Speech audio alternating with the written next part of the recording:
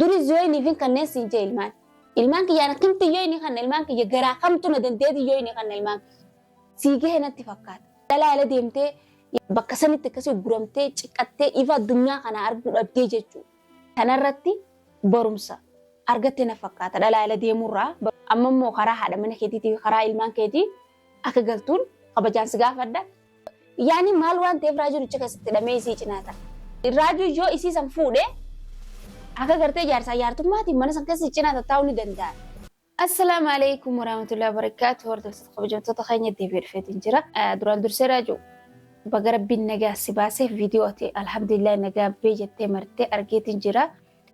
Galanni rabbi faagoo baga rabbiin nagaa si baase mana sanirraa osoo humaata kan tahin hedduuta kan si gammadee jechuu barbaadeeti asumaanuu gaa jaarsa kiyya gaarii fi qaalii baga rabbiin nagaa si baasee bakka ifuma addunyaa kanaa si argisiisee ummata mujirma sana harkaa si baasee jechuu barbaadeeti.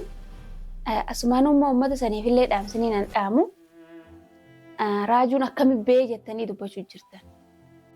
Raajuun akkami bee jettanii wanni isin dubbachiisu kun maal barreessee isinirraa? Inni akkami baa jettanii akkami gaaddisee irratti duultaati. Namtichi siiriina godhe sanii baay'ee. Asumaanuu an gaaddisee jaaladhee akkasiin raajoolee deemtu osoo hin fedhin yaanii bakkaan jiraami. Isiin isa gargaartee achirraa baasuu. Laakiin eegee inni tumamee eegee inni waa meeqatee gargaartee cinaa dhaabbattee baastee asumaanuu immoo garuu osoo isiin baastee hin jenne rabbumaa baasee jechuudha. Osoo isiin kabaastu taate manni isaanii keessa beeytu dilaba raajuun baatii lamachitti hidhamee akkasii guramu sanii osoo inni baatii laman taa'in torbaan tokkotti mala dhooyitee fi baasuu qabdi jechuudha. Dhugaa sanii yoo deebine. Amma immoo egaa inni kanatti roorroon xaanni tun irratti deemtee bakka lubbuu isaa baasurra eega gaayanii gargaartee baastee jechuudha. Hin gargaarre jechuun guyyaa miti. Gargaartee ammallee baga gargaartee fayyaa ta'ii. Inni immoo agartee summii dhuyiteef jecha achi seenee baatii hanga sana akkasitti achi taa'e. Ati akkamitti dilee inni akkasitti miidhamee akkamiin manni sun yaanii ka keessa beektu jechuudha. Inni keessa beeku garuu ammoo mana keessan keessa beektu. Akkamiin waanummaan ta'e dhokoo ibsutu beeku. Keessattuu namtichi haaristichi sun akkamitti akkasii biyyee fi ijaamee dachiif samii tanaaf jalaa ilaal samiif gubbaa dhabee dachiif jalaa dhabe. Namni haarisa namaa tahee taa'u akkamitti eessa akkamitti ifabdatee inni akkasitti xaanasan akkasii bakka funyaaniin akkamitti dubbata namni haarisa qee namaa ta'a qabeenya keetirra osoo taa'u jiraattee nama akkas goote dhuga qabeenya keessan irraa nama akkas gootee jan ta'iif haarisa namaa taatee ati teetifuu eeyduu namaati. Maaltu kana hunda si hojjechisiisa? Raajuun badii maal balleesseef itti duultee ammallee eeganni chibeellee itti duulu jiru. Dhiiran garree baratti. Dhiiran garree dhaabbaddu raajuun gartee siif dhiisan sahii waan ati isa goote kana. Haati gaaddisee immoo ammallee akkami gurbuma kana baruu dadhabdee siif. Namni bara xiqqishullee ta'uuf duba deebi'ee ifillee ni baraa jechuudha. Akkamitti intalatee namanne waan intalti teessiin jettu akkamittiin dubban. Intalti teeyya maalirra dhaabbattee waan kana naan jetti maaliif hin jedhu. Akkamitti dubbuma gartee dubbuma namticha haarisa haayyatte akkamitti namticha haarisaa dhageesse. Namticha eeduu qeeteetii akkamitti kalaama isaa dhageesse kalaama intalateetii akkamitti hin dhageenye. Amma waan intalti teessiin jettu akkamitti hin dhageenye. Amma hayyee dhugo raajuu ishiitu ulaarraa bada. Yaani maal waan ta'eef raajuun ichi keessatti hidhamee isii cinaata. Dhugaa raajuun yoo isii san fuudhee akka gartee jaarsaa jaartummaatiin mana san keessa cinaata taa'uu ni danda'a. Tayyib raajuun isiin fuune wanni isii godhate akka hin jirtu. Wanni isii irratti dalagate akka hin jirtu. Sababii maaliitiif raajuun mana san keessatti akka taa'u barbaaddeeti. Namtichi siirii dalaga ija banadhuu laali namtichi siirii dalaga viidiyoo tiyya na dhamaasee asii anaatu harka kan nuuf dide malee inni ugguun laalu nama amata 45 seerumsiisaa naan jee jechuudha. Namni 45 kun kana fuudhu eenyu? Naafoo daboo dittee bara eenyu na fuudhu? Inni eessa na laallatee? Eessa raajuu laallatee? Ana tani kana maa qabduun akkas jechuu akkamitti dandee? Dhugee raajuu yoo nan feenee narra ala taa'es anamma ni haasaatiin qabaa jechuudha. Namni na fuudhuu dura ni kaan isaa osoo narra jiru namni tokko akkamitti dhufee siin fuudha naan jaa. Hin danda'amu kun. Yaani shari'aa teenya keessatti hin danda'amu. Shari'aa islaamaa keessatti wanni kanaan hin jirtu jechuudha. Osoo intalti takka ni kaan dhiira biraa qabdu dhiira biraatiif dhufee si kanna jechuun eessatti taate kun waan hin taane kun viidiyoo guyyaa sanan bakka if wallaalaa fi taniin if wallaalaan galleekkisee taniin wallaalaan gadi lakkisee ni jirti jechuudha. Hedduun irra dalageen kan ati duba akkamii jabanattee laaluu hin dandeenye akkamitti. Isa malee namni biraa kaqeessee eeguun jiru. Yoo firraa ariitee hoo isa inni siirii dalaga ammas arras boruu siirii godha inni firraa baasi mana keetirraa. Yoo jireenyaan barbaade jette jireenyaan jiraachuu barbaade jette ifirraa baasi nama biraa maallaqeetiin qaxxarattee misaas isas firraa baasi nama biraa fidachuu ni dandeessa. Yoo inni immoo haaluma kanaan akkatti isin hojjetee majja'e sumaaf intalatee tanaa'uu if wallaalchisee manuma keessaa isin gabbaaseeti mana keetitti abbaa ta'a jechuun osoo haarisa ulaa ta'eetiin ta'in abbaa mana sanii ta'a jechuudha. Ati kan akkamiin firraa beekuu hin dandeenye. Amma raajuun natti aara qabaa jiru. Kan viidiyoo isaa ilaaletti osoo jaartiin tiyya nagee qabdi. Jeen dubbatiin akkamiin na cinaa dhaabbattee nan gargaarin ijeen irraa seeraa jiru. Awwaliin isa cinaa dhaabbachuu dadhabeef dhufeen na dhamaase haaristicha ka'e. Dhufeen na osoo ani asiidha moo baadhee raajuu baatii takkaa miti baatii lamaa baatii takkaa torbaan tokko hojjekitan.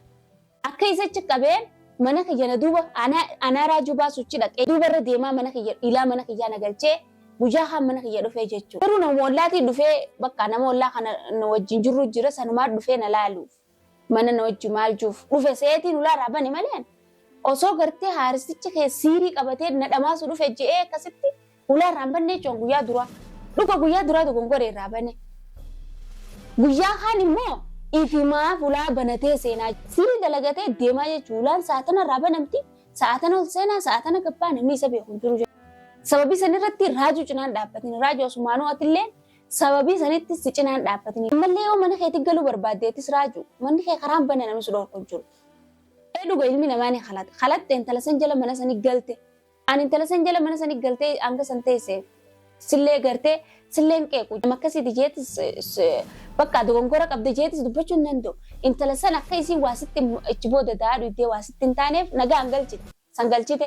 Garuu immoo uummata kaniif gartee qabee ilaa hanga baatee hanga kanaa si cinqee isaa ati maan balleessin arras boruus yoo ammoo gartee mana kiyya galuun fadhu ilmaan kiyyaan barbaadeettees dhuguma san hin raaju. Akkamitti waa'een kiyyaatu sinquuqun kan namtichi dhufee asii sirii na dhamaase jaartiin tiyyatu fayyuma qabdi maa irra jirti osoo hin ji'in akkamitti ilmaan kiyyaa yaade ilmaan kiyyaan fadha akkamitti jettanarraa. Dhuga naafet ilmaan wajjin qaba.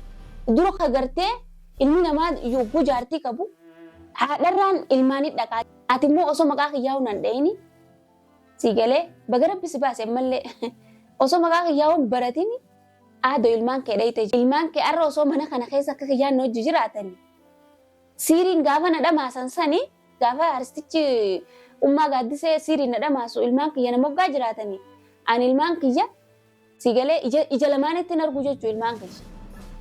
Ati immoo ilmaana gaafattaa miti osoo gaafsan na bira jiraatanii ija lamaan kanatti hin argu jechuu ilmaan kiyya. Akkasitti niifis dhamee mana keessatti naman gaafadhu qabu ilmaan kiyya. Alhamdulillah garuu ilmaan kiyya bakkumaan an kaayyadhe naa jiranii asumaanuu ilmaan kiyya bakkaan kaayammoo himuuf hin deemu. Joo ammoo mana keetitti hin gala. Naan jette ilmaan kee ilmaan abbumaan tolanii mire ilmaan kee sin argisiisa. Duris yoo iniif hin kanneen siin jee ilmaan. Ilmaan kiyya akkamitti yoo inni kan ilmaan kiyya garaa kamtu na dandeeti yoo inni kan ilmaan kiyya. Dhuga gaafsan kijibaaniin akka ati gartee ilmaan kiyya na jalaan fuuneef yoo inni fin kan siin jee ilmaan kiyya. Dhugaati yoo na dhalaa fuutee san ilmaan kiyya itti rakkadheetiin itti beelee guddifadha malee ilmaan kiyya akkama basiidhatti yoo inni hin geessu jechuudha. Ilmaan kiyya ammallee ni jiran ilmaan kiyya ammallee ol hin baasne malee ilmaan kiyya dhokaiseetiin jira jechuudha. Gaafa silaa manarraa ba'u sanii diina hedduun qaba. Yoo ammoo ilmaan kiyyaan barbaadee si wajjin nagayaan jiraadhoo jette ilmaan keessatti hin argisiisa. Lakkii ammoo akkuma duraaniitti ammallee yaadni kiyya kanuma dursan ilmaanumaan sirraa furadhaafin ilmaan gaafadhoo jette ani ilmaan ija lamaanitti sin garsiisu. Lakkii naaf balleessee dhiifama si gaafadheen ilmaan kiyyaaf sitti deebi'oo jette karaan bana jira. Digalee raajee karaan bana jira gali ilmaan keetii fi haadha mana keetiitti. An jechuun haadha biddeenaa osoo hin ta'in yookaan haadha garaa osoo hin ta'in ani haadha jabduu gartee ilmaan isiitiif haadha taatu jechuudha. Ilmaan kiyya barsiifadheetiin ilmaan diin godhachuu barbaada malee ilmaan kiyya nama akkasumas sadaqaan kan nuti. Asumaan hordoftoota kabajamtoota kiyya warreen gaafsan faayoo dhugaadhaan ilmaan kiyya yooni kan itti naan jettan ilmaan kiyya kan inni yooniidha dhugaa. Gaafsan wanni akkas na jechisiise raajuu ka gartee ilmaan fudhachuu deemu argeetiin waraqaa kijibaa maallaqaan itti baasee itti fidee itti garsiisee jechuudha. Raajuu dhaamsinis sidhaan yoo ammoo ilmaan keetti sirraa furadha. Fayyattu taate ilmaan keessatti hin argisiisuan. Yoo ammoo nagaan hin bultiiti jedhee deebi'aa. Fayyattu taate ilmaaniif anaa wajjin jiraachuu ni dandeessa. Karaan bana jira siif har'allee borullee karaan bana sii jira. Eeguma gartee uummata diina san harkaa baate nagayaa. Uummata diina sanilleen anallee galaafatee kee namtichi.